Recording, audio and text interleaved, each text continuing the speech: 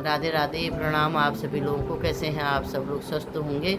माँ भगवती आपकी मनोकामना पूर्ण करे। जय जय अम्बे। आज मैं आपको बताती हूँ आश्विन मास की जो एकादशी है, ये एकादशी इंदिरा एकादशी के नाम से जानी जाती है। और इस एकादशी का व्रत सबको करना चाहिए, क्योंकि ये पितृपक्ष में पड़ती है ये एकादशी। तो इस एकादशी को इंदिरा एकादशी के नाम से जाना जाता है। और अगर कोई भी अगर ये चातुर्मास में अगर एकादशी का व्रत नहीं भी करता है, पूरे साल नहीं करता है, तो ये इस एकादशी का व्रत कर लेना चाहिए, क्योंकि इस एकादशी का व्रत करने का फल ये है कि ये एकादशी पितरों के नाम की होती है और पितरों को मोक्ष प्राप्त होता है। कहते हैं कि इस वाली एकादशी से पितृ तृप्त होते हैं या मोक्ष को प्राप्त होते हैं। तो इस प्रकार हमें अपने पितरों के नाम ये एकादशी हम कर सकते हैं। और हमें ये एकादशी में एक नियम करना चाहिए। हमें दशमी के दिन सूर्य अस्त होने से पहले ही भोजन कर लेना चाहिए। कहते हैं कि दशमी के दिन सूर्य अस्त होने से पहले ही भोजन कर लेना चाहिए।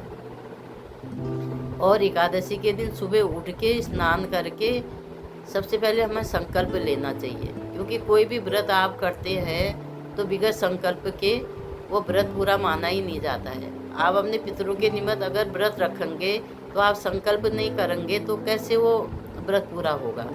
तो इसलिए हमें सबसे पहले संकल्प ले लेना चाहिए कि आज मैं व्रत रखूँगी, आज मैं अपने पितरों के नाम का व्रत रखूँगी, अपना नाम, अपना गोत्र का नाम, ऐसे करके पूरा संकल्प ले लेना चाहिए।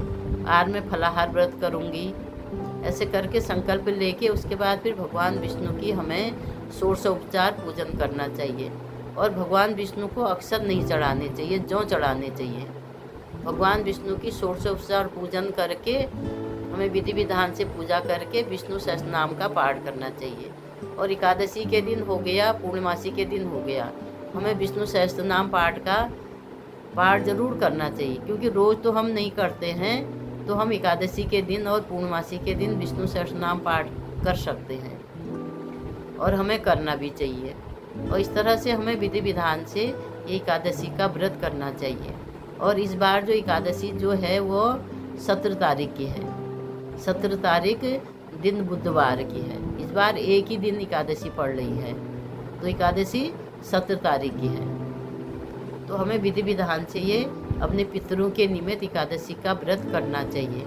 और द्वादशी के दिन हमें जिस समय पारायण का टाइम होता है उस समय हमें पारायण कर लेना चाहिए। पारायण में क्या है, थोड़ी बहुत हम अनाज निकाल सकते हैं, जैसे थोड़ी आटा, चावल, दक्षिणा निकाल के, फल निकाल के पंडित को दे सकते हैं, या पंडित के नाम का निकाल के आप रख सकते हो।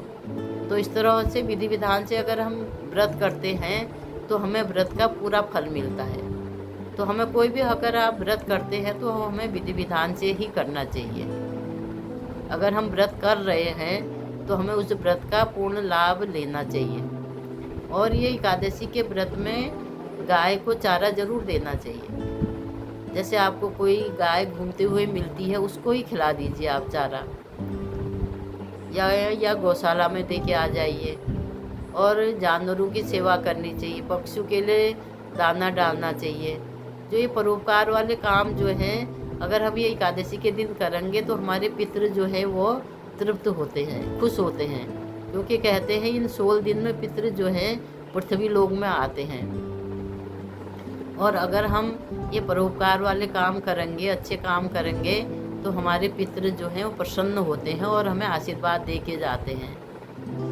कहते हैं कि भगवान से भी ज़्यादा पितरों का आशीर्वाद होता है। देखो, कभी कोई शादी ब्याह होते हैं, जो भी होता है, तो पितरों का नाम जरूर लिया जाता है, पितरों का पूरा ही आपदेव किया जाता है। तो इसलिए हमें इंदिरा एकादशी का व्रत बड़े विधि विधान से करना चाहिए। अगर आपको मेरी जानकारी अच्छी लगती है तो आप मेरे वीडियो को शेयर करिए, लाइक करिए और मेरे चैनल को सब्सक्राइब ज़रूर करिए। धन्यवाद आप सभी लोगों का। राधे राधे।